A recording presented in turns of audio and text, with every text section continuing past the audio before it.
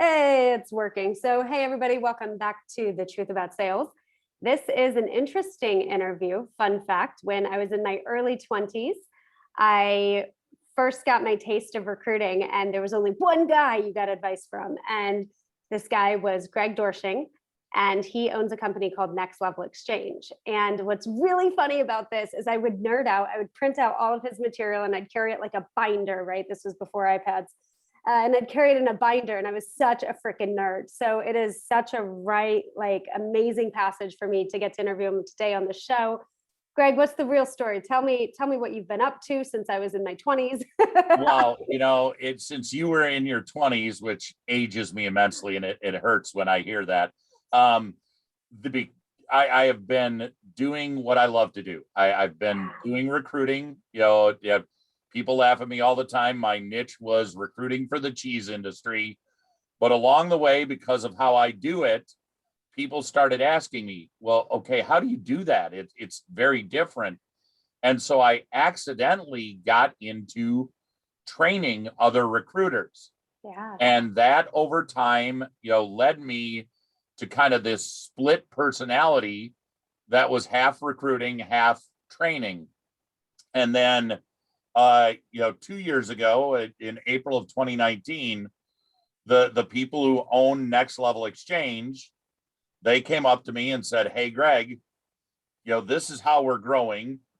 Would you be interested in being a bigger part of this?" And so I said yes. And Next Level Coaching was actually created. So I work with all of the Next Level Exchange people. We do content all the time. I coach and mentor recruiting search firm owners. I still do recruiting. Yeah, I'm always busy is the best way for me to say it. And you're not even adding in that you train and coach and guide workshops for, the keynotes for the National Association of Personnel Services, the American Staffing Association, the Pinnacle Society, Yep. Top-Echelon Network, Association of Canadian Search, Employment, and Staffing Services, and numerous regional, state, and local groups. So basically, we both know you're kind of a big deal. I'm a big deal in the world of recruiting. Ask my wife how big a deal I am. She will tell you exactly how I'm not a big deal. She'll clarify that right up front. So, but yeah, I almost forget about all of that workshop work because in the last year and a half, COVID, we haven't been able to have any. So It's like I've been doing everything via webinar, and Zoom like this. I'm excited. I finally get to go to a conference in September. I'm like thrilled to get out of the house. Yeah. So. And funny you mentioned that. That's why we got brought together. Is I will be at the same conference. So when I saw your name on the roster, I'm like, I get to speak with somebody who mentored me for a decade and didn't know it. Like, it's such a weird, but anyways, today is not about us and me cheesing out. Get it? Today is about helping business owners and their sales teams to recruit salespeople. As you know, the World Economic Forum released this data that white collar jobs, sales jobs, are increasingly difficult, and we're in something called the Great Resignation. The Wall Street Journal says that up to 40% of employees are looking for other jobs, hint also thinking about quitting. And as someone who does sales consulting for multiple organizations, that's concerning because a lot of managers don't know the 101 of how to recruit salespeople. And so that's what we're focusing on today, is help them out. Well, and there's so much more like happening that people don't realize. It's like what? Like COVID, for example. We don't understand, or we haven't fully wrapped our brain around how COVID accelerated retirement. All of these companies, when COVID, when the first COVID warnings came out and everybody was shutting down, they're like, oh, okay, nobody's buying anything. We've got to, we've got to lay off. We've got to, furlough, our sales teams. And they did it, from the top down. We got to save money. Let's furlough the top of the food chain. Well, the first few months it was happening, those people who got furloughed were sitting there going, oh my God, my retirement plan, the stock market's at 19,000. What am I going to do? And they were in panic mode. Yeah. Well, now here we are, year later, stock market's back over 33,000, 34,000, whatever it is today. And they're going, my retirement plans are just fine. I don't want to go back to work anymore.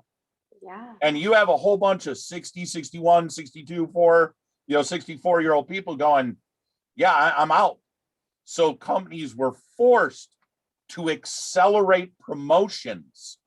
Yeah. And it left this huge gap in the beginning and mid-level positions for salespeople. Yeah. It's just out there and it's empty. And, recruiting salespeople is going to be an issue. Yeah. And it's going to be an issue because most owners don't think about the idea of what it means to do recruiting. They think of hiring as an interrogation. Yeah. Prove to me you're going to want to come work for me as hard as I work for my own company. Yeah. And it's especially true with privately held owners and managers and leaders.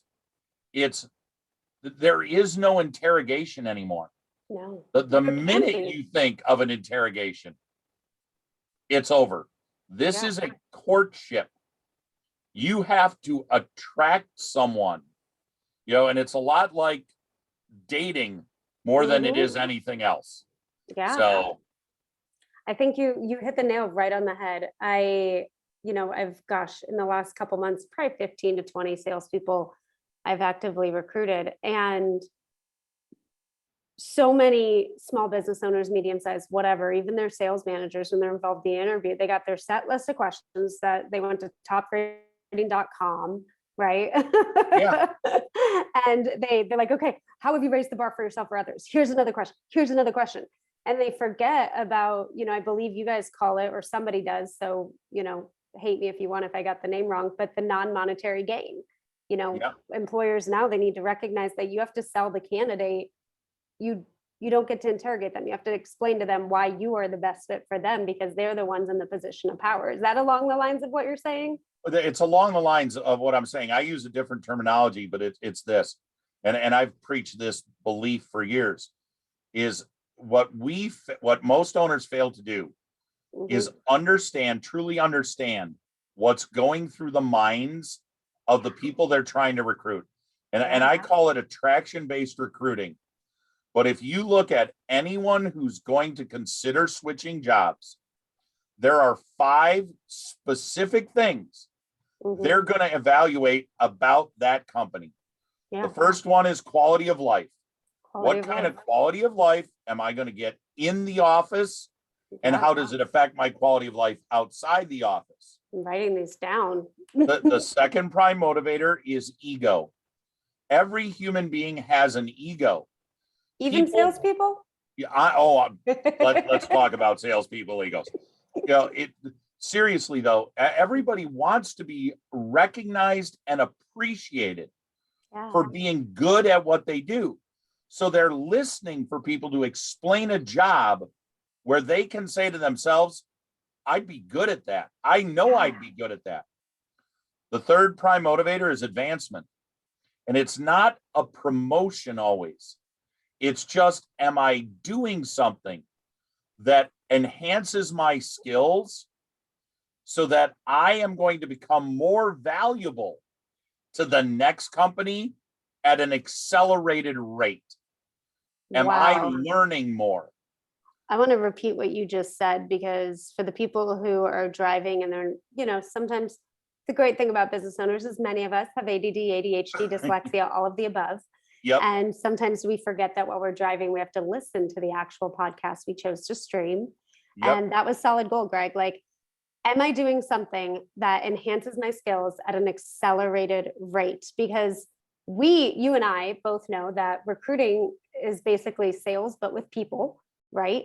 And the product is the people.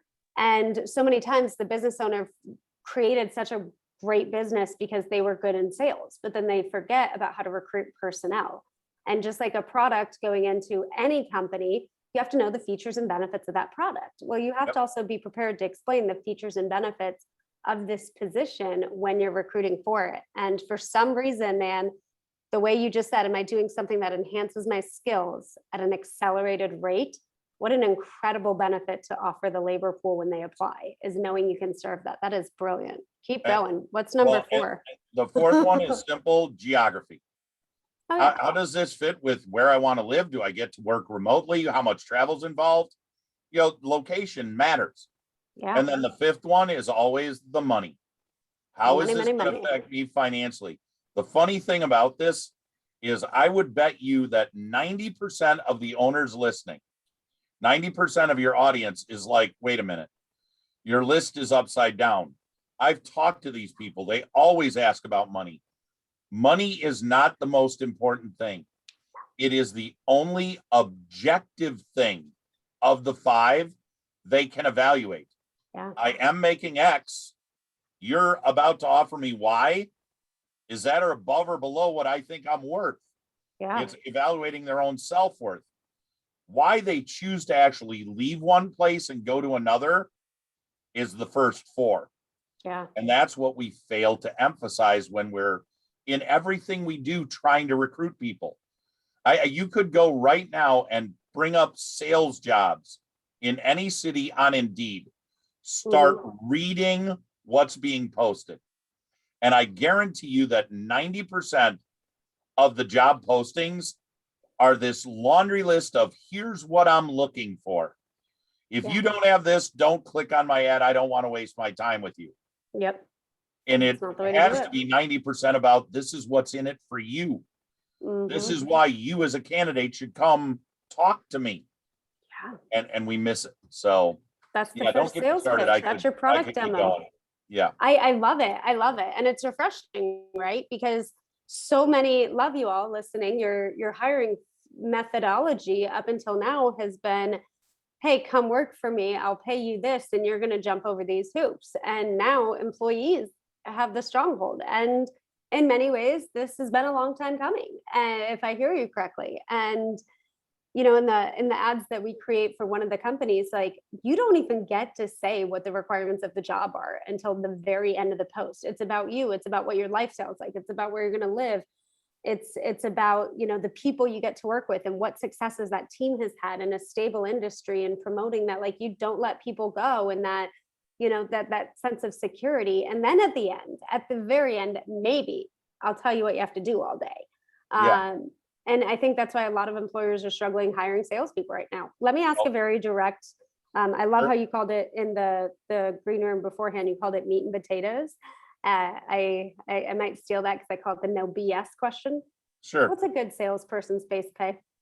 It really truly depends on what level of sales you're trying to do. Entry level. And, I mean, entry level, you need to show them somewhere $50,000 is guaranteed. Yeah. And that you better show them almost an unlimited cap on their earning potential. It's the more I bring in, the more you pay me. And people want it, especially when we're looking at the next generation of salespeople. And we're talking about the people right out of college. Some people have no college degree. Yep. There's a personality, there's a work ethic. I've said for years, there is a sales personality that exists. Yeah. There is a select group of people where their friends go, dude, God, you could sell ice to Eskimos.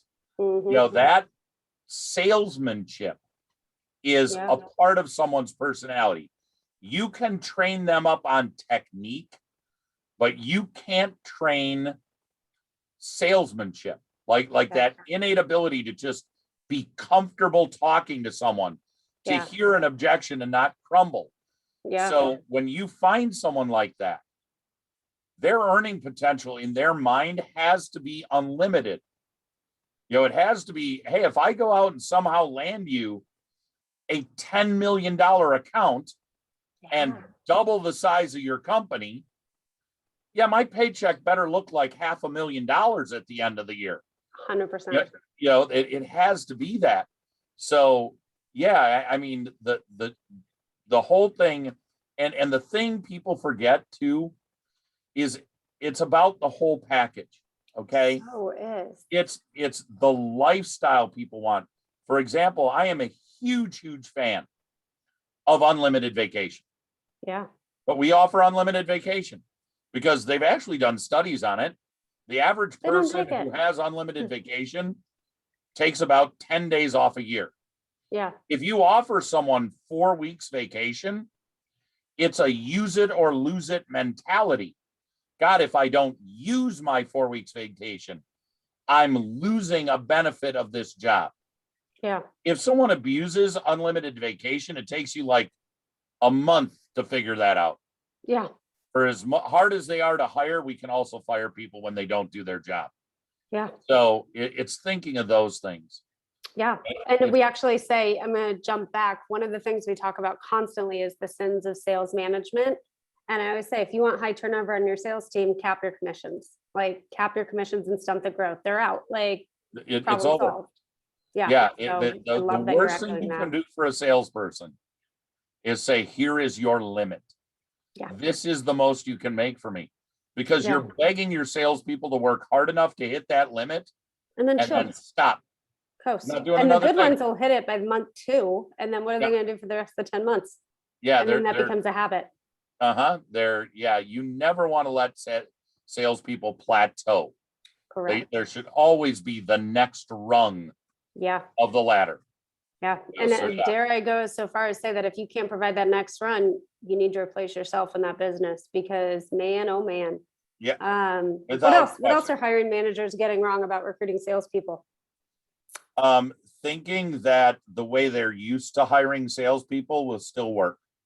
That, hey, all I got to do is run ads and I'll find people. My ads aren't working. I'm going to send in-mails on LinkedIn. And this Yeah. isn't a plug for the industry that I love.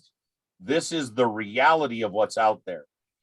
You need to find, for a small company to be successful, the key is the person they hire. It's got to be 100%. the right fit. And thinking that you can just do something that's going to have that person walk through the door, yeah, you can get lucky like that 2% of the time. Yeah. The other 98% of the time, you need someone who knows the people in that space and can go tell your story to someone else. Because here's a simple truth, and I know you know this. I'm so Most excited. people's best career moves do not happen when they're looking for a job. No chance. They happen when they hear about an opportunity. It's usually from a friend of a friend, and then they go pursue that opportunity. Yeah. Well, that's all a recruiter really is. They are a specific professional friend of a friend. Yep. And you are going to get much better results paying their fee to bring the right person in the job than cycling through 3 or 4 bad hires before you finally figure it out. Completely. That's the part that owners don't, they look at, I can't afford a $20,000 fee to hire someone. Trust me, hiring the right someone, you're going to get that money back and 10 times as much. Yeah. By making the right first hire the first time. So that's my answer. Well, it's like fishing, right? Like, you, as somebody with deer antlers in the background, I'm sure you can appreciate this methodology. But I was just fishing this weekend. Did you catch anything? A lot of them, actually. It was a great fishing weekend. I had a blast. This is the ADD side of me. What did you fish for? I got to know before we go on. We were up doing smallmouth. We were up on a lake. I was with my boys.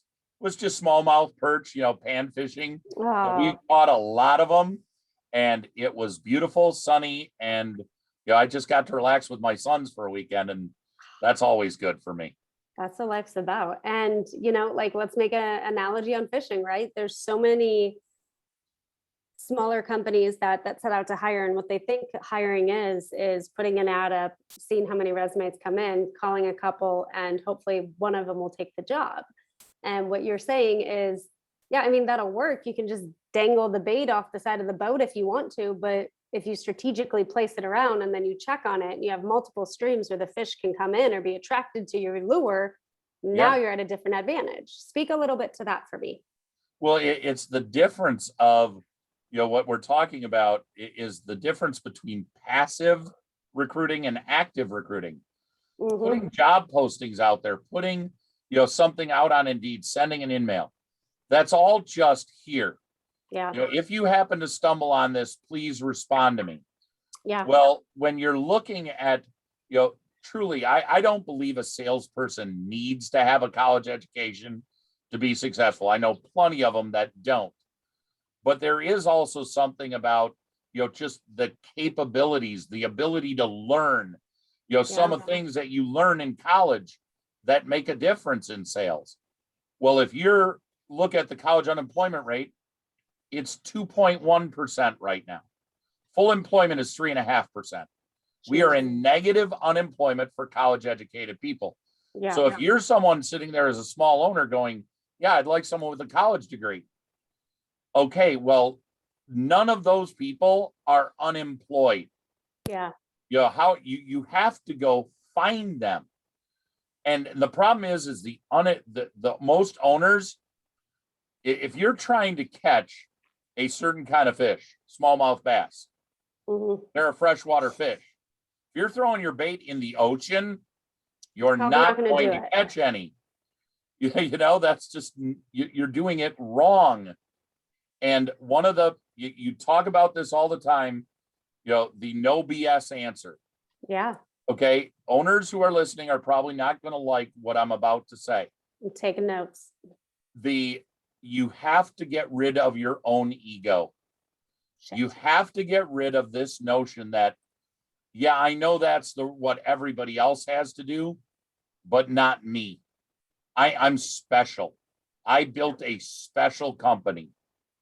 If your company is less than $5 million in sales, you ain't that special. Bro. Nobody knows you. You're nobody. Yeah. You're not Nike. You're not Google. Nobody is sitting there going, you know what? I want to go to work for Mike's, construction company. Yeah. You've got to reverse the process. You've got to get rid of your own self and realize I need the help. Go hire an expert. Yeah. So.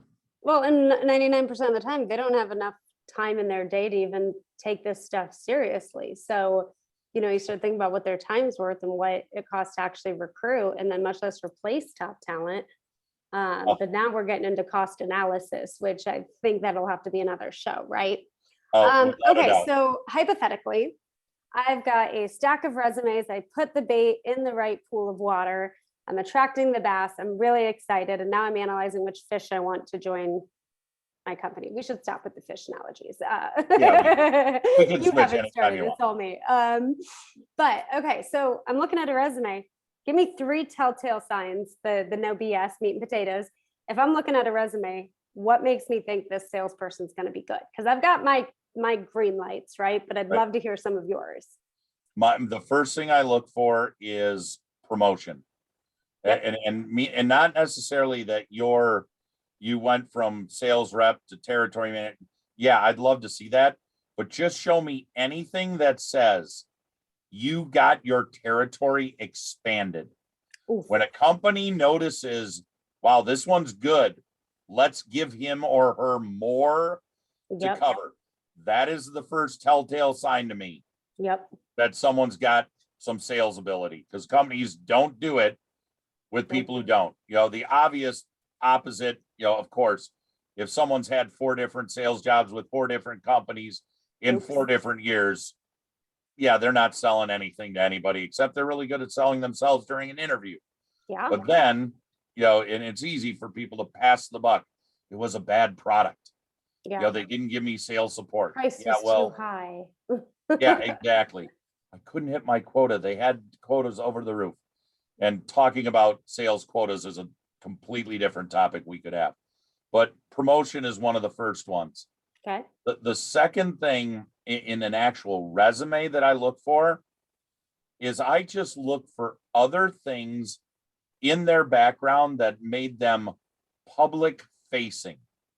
That I need someone who's fearless talking to strangers. You show me someone who's a salesperson and on their resume, it talks about active in local community theater, played in the band in high school or college. Oh, I mean, sports anything teams? where you can, if you have the courage to stand up in front of groups of people and perform, I start to get excited about your sales capability. Does that work for athletes? Because athletes, if I see like any team athlete on a resume, like they're getting an interview. Is that the same thing or is it slightly No. nuanced? Okay. Ooh. I would say I'm a huge fan of athletes, Yeah. except for two kinds. And I know there are Yeah, exceptions to the rules. I know there are exceptions to the rules. of course. But football players, college football players, Mhm. and college basketball players, the odds are against them, especially when it comes to sales. Yeah. And here's why. Yeah. If they've been in college football or college basketball, they were the big man on campus their entire life. They were the stud of their local high school. They were one of 84 select pampered people on a college campus of 20,000. They have been in the top 1% for success Yeah. their entire lives. Then you put them in a sales role For a where small they face company. rejection over and over and over again. Their egos are not built for it. You take the other sports, take baseball, for example. My son's a college baseball player, okay? And he's been basically playing baseball his entire life. But he grew up with a mentality of how you measure success, that if you have a batting average of 300, you're a rock star. Well, a batting average of 300 means you were only successful 30% of the time. So the 70% of the time when you got out, I've learned to deal with that. So now I'm out there doing sales and I'm knocking on 100 doors. 70 of them get slammed in my face. 30 of them I get to talk to. Yeah. I'm not crippled by the 70% that slam in my face. Oh, so good. I never thought of it like that. But as you're saying this, it's true. It is, there's a lot of truth to that. And of course, I love how you made the, teeny tiny asterisk, like, y'all, there's exceptions to the rule. Oh, I have a pretty good rule to follow on that. Yeah. I mean, I have absolutely met, college football players who were absolutely great salesmen, because that's just the way they were wired. But the one part this is one of the parts that always kind of blows my mind. It is so easy to test for sales aptitude. Yeah. It is so easy to test for that. There's hundreds of companies out there that have the sales aptitude test. Costs you somewhere less than $250. Yeah. You think you've got a finalist, pay the $250 and let science prove that your choice was right. Yeah. Because those things aren't that wrong. No, you don't hear, I'm not sitting around here going, yeah, there's all this documented proof that these scientific, evaluations, they're BS. They don't really work. Yeah. No, we hear the exact opposite. So test your people, test your finalists. Why don't people do that? Yeah. I mean, as somebody in the hiring position, like, I do know some of the things that I've struggled with on like, but to your point, like, it's all our egos, right? Like, if we got that close to somebody and we're like, hey, we're about to offer them a position, then we test and we find out they're not that good. Now I have to admit to myself that I don't know what I'm doing. And I think there could be something there, but that's another, I could seriously, like, we could make this a 6-hour show. I love talking with you. This is going to be an ongoing thing. It's your monthly dose of Doersching. Here's what we're going to talk about this time. Yeah. Easily branded. All right. Yeah. I can get behind that. But we're still looking for that third telltale sign on a resume. The third telltale sign on a resume for me is always what they did early in their career. I love people who put in their jobs like while they were in high school, while they were in college, because if there were sales, signs in there. I mean, I remember one guy on a resume just had this little note about during high school sold soap door to door to fund, my education. And I'm going, hold on, you wanted to get a college degree enough that you thought the fastest way to pay for it was selling soap door to door? Please come interview with me. Yeah. Because, I would look for anything that hints at legitimate work ethic. Yeah. That I'm willing, I believe in myself enough that I know I just show it to me, I'll sell it. Yeah. I look for any of those signs in a resume is a 100%. third telltale sign to me. I love that. I love that. So to recap, expanded responsibilities or territories, not necessarily pay increase or something outside of the job because they still need to be in the trenches, but expanded responsibility and growth. Extracurricular, that means you had to put yourself out there without being in an egotistical position consistently. That's the best way I can reword that. And then something that shows the grit in your formative years. Any kind of hint that shows me above average work ethic. Yeah. Because I truly believe that the next generation has gotten a bad rap. Totally. That totally. We have lumped these people together in stereotypes that, none of them are willing to work. They all have bad attitudes. They're not like us. Yeah. And my answer is, you're wrong. You don't know how to manage them. There are lots of people out there who have better work ethics than I do, and they're 30 years younger than me, and that's saying something. Yeah. I want to give a shout out. Actually, one of the companies, there's a guy named Caleb. I'm going to share this with them. Caleb and Telus. Okay. So both of these cats, I'm 33, full disclosure. So millennial. I'm pretty sure they're younger than me, but I've never asked. And it's funny, I have my training system, my process, and I teach them the sales component. And both of them have messaged me late on a Friday. So what this tells you. Yeah. And they've said, hey, can you leak me some of the top guys' calls? I want to listen to it and create my own mini podcast, listening to what the best people in the company have to say on their sales calls. Mm-hmm. And it's like, I've hired people maybe not from my generation, and I've never gotten that text on a Friday afternoon, so like there are great sales talent out there right now that may not fit the box of what you're looking for. But that's where, to your point earlier, your ego's got to be set aside, because there's some really hungry, assertive, brilliant salespeople just hoping for that opportunity. I'll give you one of the fastest ones right now that absolutely makes me laugh.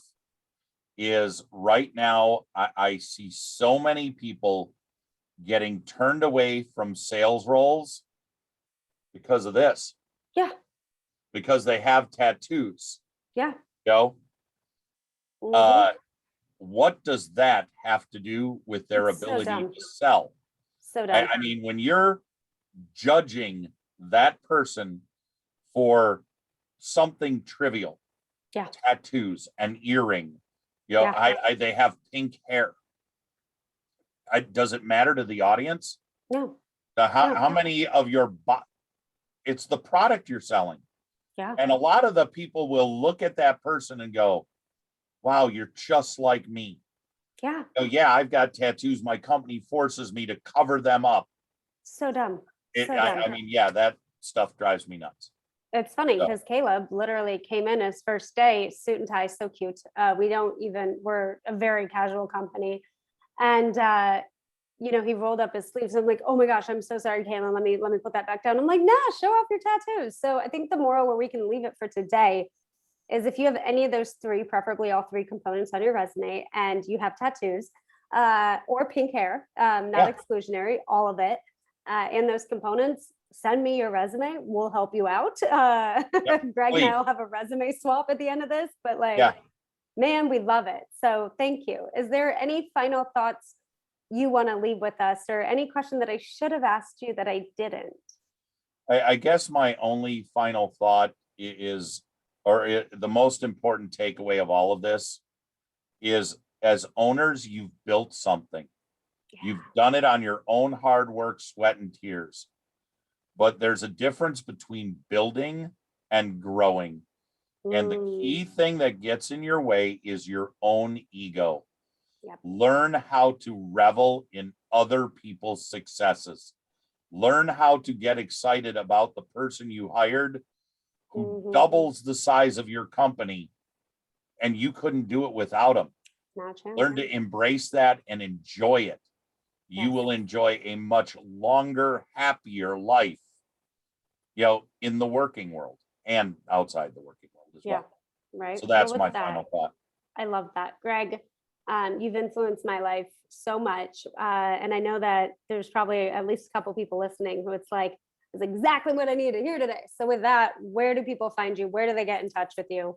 It's super easy. You want to get in touch with me, all you got to do is send me an email, Greg, Greg, at nextlevelexchange.com. That's it. You'll find me. Simple and easy to remember. And y'all, I'm gonna and put you that can in the find show me on notes. LinkedIn all over too. So yeah, fantastic. Or show up at the presentation in September like I do. Bring a pen, get an autograph. I'm gonna make you write your name on my arm. Yeah, you'll get a I got a Greg tattoo. yeah, exactly. Always a pleasure. Okay, I'll let you get Ellen, back to your day. thanks so much. Absolutely. Thanks everyone for tuning in.